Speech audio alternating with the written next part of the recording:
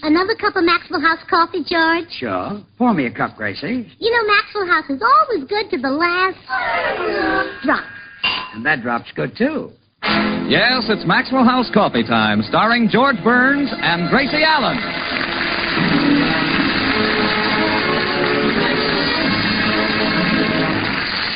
With yours truly, Toby Reed, Verna Felton, Gail Gordon, Hans Conried, Meredith Wilson, the Maxwell House Orchestra, and Bill Goodwin. For America's Thursday night comedy enjoyment, it's George and Gracie. And for America's everyday coffee-drinking enjoyment, it's Maxwell House. Always good to the last drop.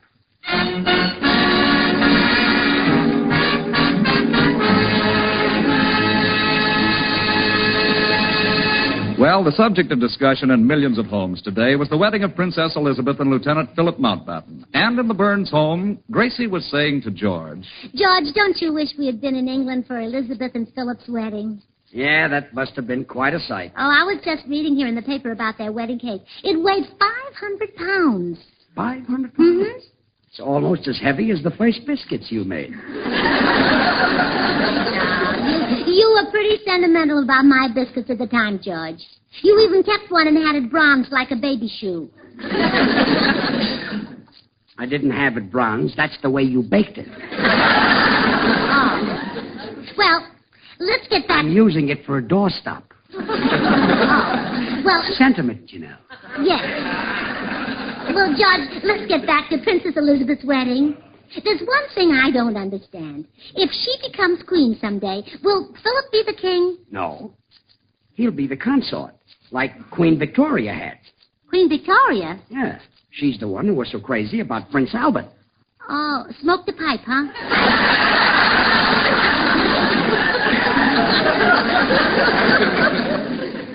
Only at the opera. Prince Albert was her consort. Her consort? Yeah. What's that? Well, a consort just stays in the background and lets his wife do most of the work. Oh, gee, all these years I've had a consort and didn't know it. Thanks, Queenie. But I love my little consort, and I've got a wonderful idea. What is it? Well, they're going to rebroadcast the royal wedding tonight, so let's cuddle up in front of the fireplace and listen to it. It'll be so romantic. Oh, honey, I'd have to chop wood for the fireplace. Oh, no, you wouldn't. Who needs a fire in the fireplace when I'm sitting with volcano lips? That's me? Well, sure. Your kisses would keep me warm. How about a few degrees out of count right now? Okay. Better chop some Chop wood, wood, George. yeah. I thought so. Come in. Hi, Burnses. Oh, hello, Bill. Hi, Bill. Oh, say, George, the fellas have got a big poker game on for tonight. How about joining us? Well, count me in. Oh, but Bill, I want George to stay home tonight and listen to the wedding. I wanted to turn the lights down low and pretend that he's my Prince Charming. Oh, believe me, Gracie, no lights can be turned that low.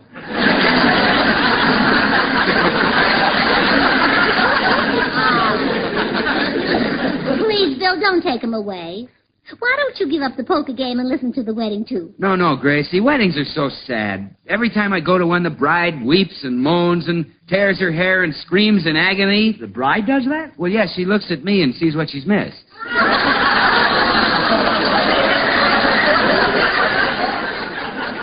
Plenty nerve. But, Bill, it'll be a thrilling ceremony to listen to. Mr. Mountbatten will give the princess the ring, and she'll give him the $2 for the license, and then they'll... Gracie, she'll give him $2 for the license? Yeah, well, isn't that part of every wedding ceremony? No. George Burns.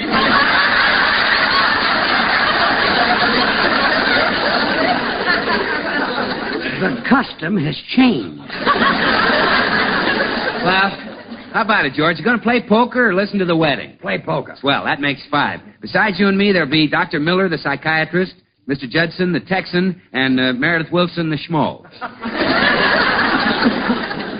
Sounds great. Oh, sure. The host is going to fix up a big spread. Cold turkey, ham sandwiches, roast beef, pie, cake, coffee. Wow. Who's going to be the host? You. See you about 9.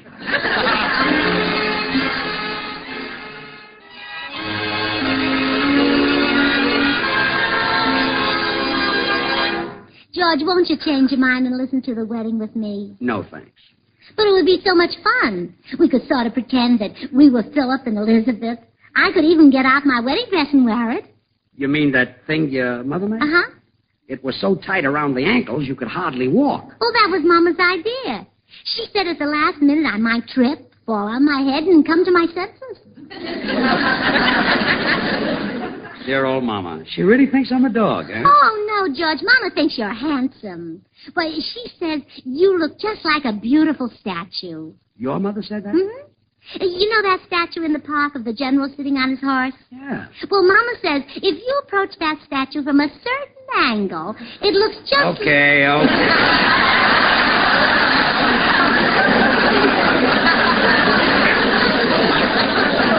I get Mama's idea. Come in. Hello. Oh, hello, Meredith. All set for the poker game tonight, Meredith? You bet I am, George. I've been reading up on the game till I've become an expert. Well, good. Which type of poker will we play, auction or contract? You read up on bridge. You better forget about playing poker and stick to playing the flute. Oh, I've just about given up the flute. My lip's not as strong as it used to be. Your mind's not getting any stronger either. Well, please let me play poker, George. Dr. Miller, the psychiatrist, says that I should mingle with you fellas. He says that my association with Gracie's club has been bad for me. They made me an honorary woman, you know. I know. Well, Dr. Miller says if I'm not careful, I'll develop a split personality. Oh, my goodness, Meredith. Let's not split your personality. Oh, no. There's simply enough, there's barely enough as it is. I think it's better this way. Oh, the phone's ringing in the den. Excuse me, boys. I'll go answer it. Why, certainly. Meredith, now let me explain the difference between poker and bridge. You see, there are 50... Oh, there's our Texas friend, Mr. Judson. Stick around and meet this guy, Meredith. He's got $24 million in oil wells. Isn't that a messy place to hide it? He wraps it in wax paper. Come in. Howdy, Mr. Burns. Oh, hello, Mr. Judson. Like you to meet our friend, Meredith Wilson. I'm glad to meet you, Mr. Judson. Right pleased to make your acquaintance, Wilson. You from Texas? No, sir. I'm from Iowa. Iowa. Is that a small town? No, Iowa's a state, Mr. Judson, has an area of 56,000 square miles. In Texas, that's a small town. All set for the poker game tonight, Judson? Yeah, but I hope you gentlemen don't mind setting a small limit. Say no bet over $100,000. That's small limit. Why, down home, that's a poor folks' game. That's the one I play in because I only got $25 million. I thought it was $24 million. Yeah, well, I had a little hard luck. My chickens was running loose in the yard looking for worms, and one hen yanked out an extra long worm, and up come another darned oil well. You call that hard luck? Got my chickens all dirty. For $30,000, you can have them cleaned.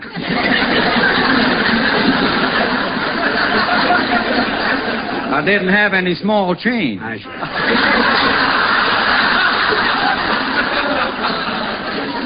Well, our poker game is penny ante, Mr. Judson. Well, here's the book, Meredith. Oh, hello, Mr. Judson. Howdy, little lady. I was just checking up on the poker game. Well, I hope you let my husband win a little money tonight. Don't you worry, ma'am. I'll see that he gets a pot. He's got a pot. Let him get some money. Ready?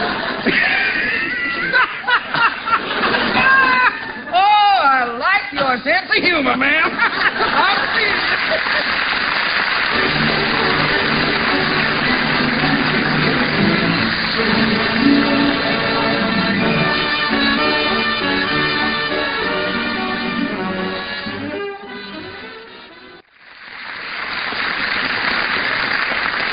And now back to the Burns home, where a red-hot poker game is in session. The ace bets. That's you, Bill. Well, I'll bet two. Mr. Judson? I call. Dr. Miller? I call. Meredith? I bid 2 no trump.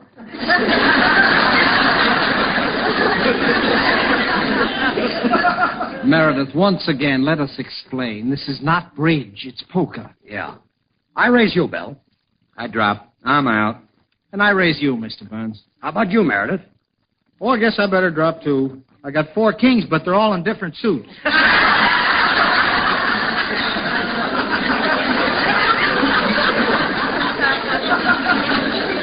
Well, Dr. Miller, I'm going to raise you.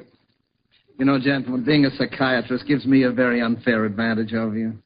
12 years of psychiatrics have taught me to interpret the slightest sign. The flick of the eyelash conveys a message to my trained eye.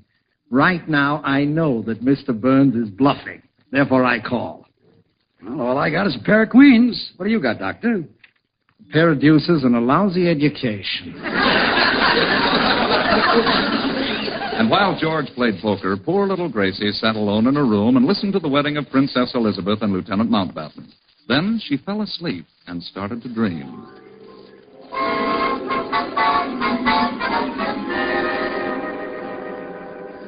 Princess Gracie! Princess Gracie! Yes, Queen Mother. Hurry with your wedding gown. All England is waiting for your marriage to the lieutenant. Oh, yes, my handsome lieutenant. Do you approve of him, Mother? Oh, yes.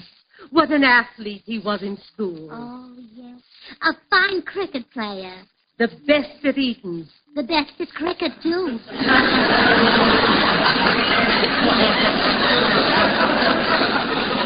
He's so dashing, so debonair.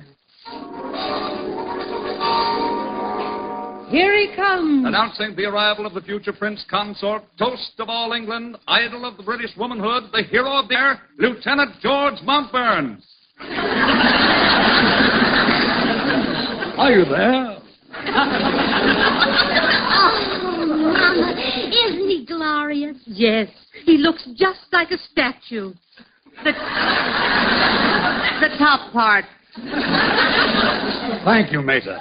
Will you love me always, Princess? Always. Just like Queen Victoria loved Bull Durham. That was Prince Albert.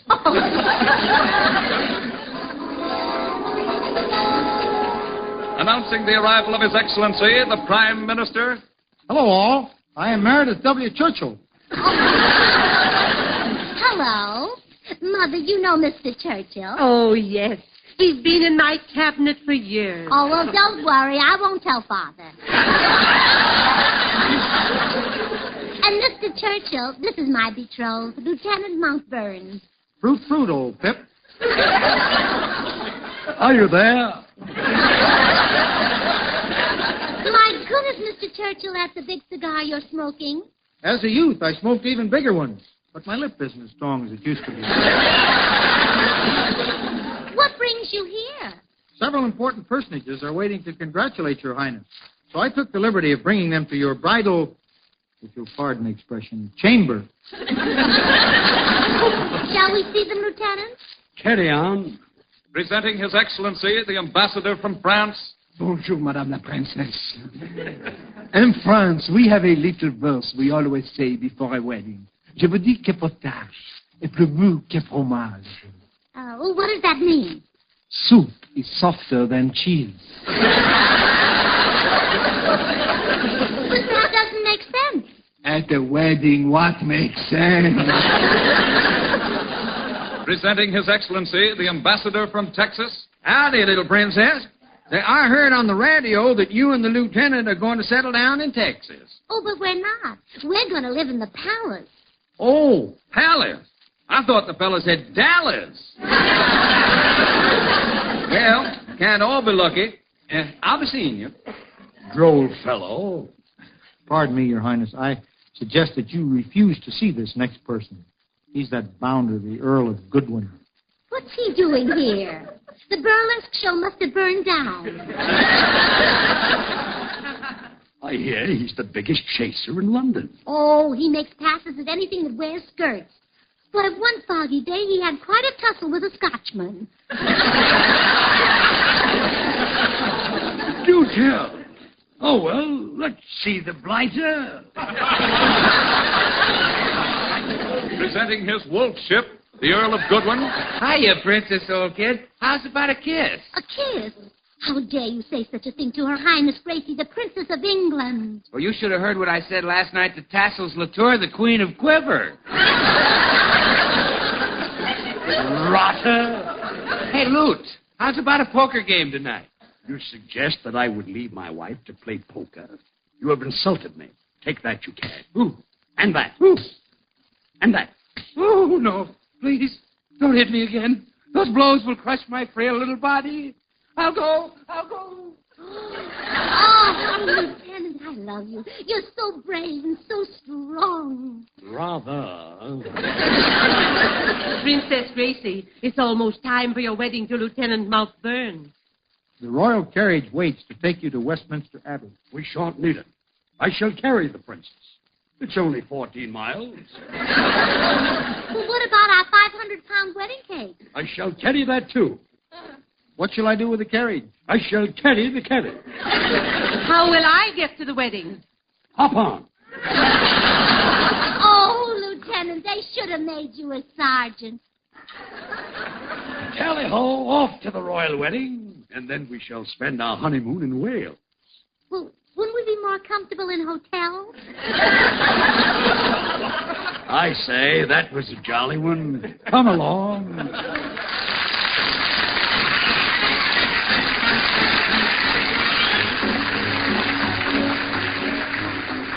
While Gracie dreams of her marriage to Lieutenant Montburns, the poker game continues unabated. I call. I call.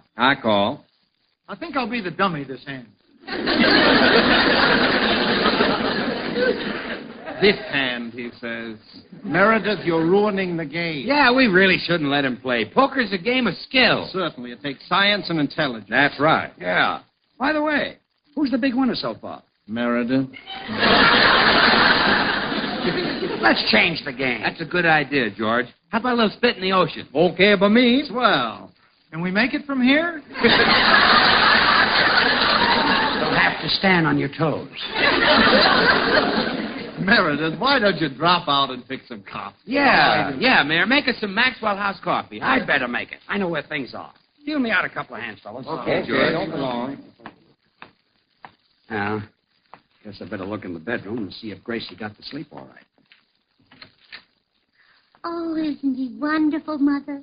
So brave, so strong, so handsome. What a sweet kid. Talking about me in his sleep.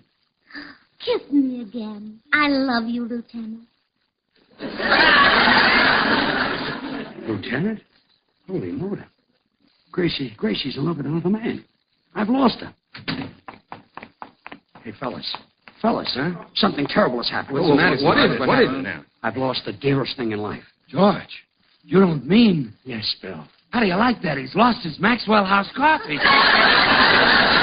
George, how could you be so careless?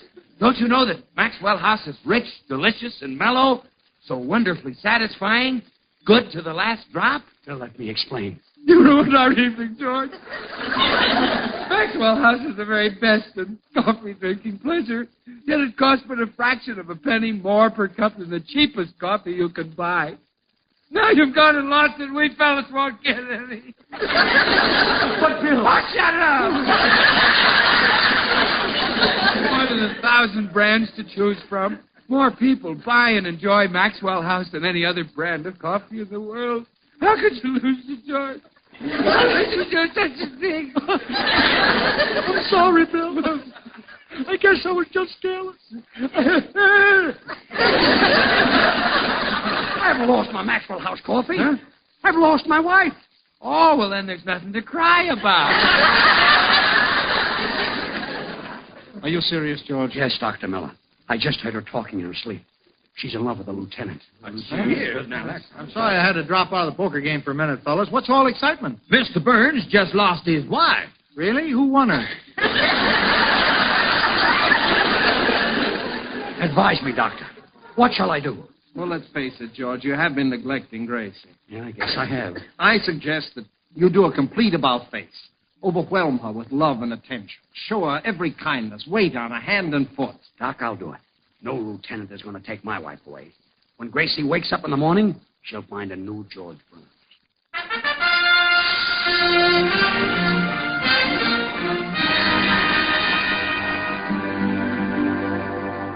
Good morning, sweetheart. My precious little wifey awake? Why, George, you're all dressed. You got up before I did. Yeah, Who fixed the furnace? I fixed it. Gee, I didn't think you knew where to find it. Now, you just stay here in bed all comfy, and I'll bring you breakfast to you. You're bringing me breakfast in bed? Yeah. Well, George, you must have lost an awful lot in that poker game. Well, as a matter of fact, I won $5, and here it is. All for you. You've given me money? Sure. When I didn't even ask for it? That's right. And from now on, you can have all the money you want. Hey, wait. Why are you getting out of bed? So you can get in. You're sick. By the way, I'll be bringing your breakfast to bed every morning, so you should have a lovely negligee to wear. You know that expensive silk one I told you not to buy? Yes? Would you like me to go to the store and get it for you? No, just go to the closet and get it. Ah, well, I'm glad you bought it. Nothing's too good for you. Oh, I wish Mama could be here to listen to this. Well, let's invite your mother here for a visit. The lovely lady can stay as long as she likes. George, kiss me again. It's a pleasure. Was that as good as the last one? I didn't notice. I just wanted to smell your breath. Honest, I haven't been drinking. I'm just doing everything I can to show you that I'm a better husband than the lieutenant could be. The lieutenant? Yeah. Heard you talk in your sleep and say that you loved him.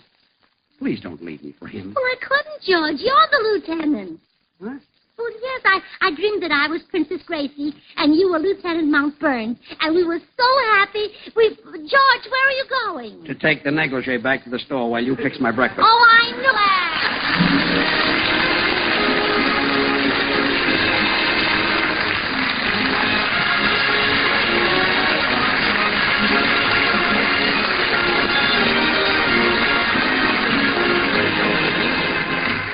Until next week, good night and good luck from the makers of Maxwell House, America's #1 preferred brand of coffee. Always good to the last drop.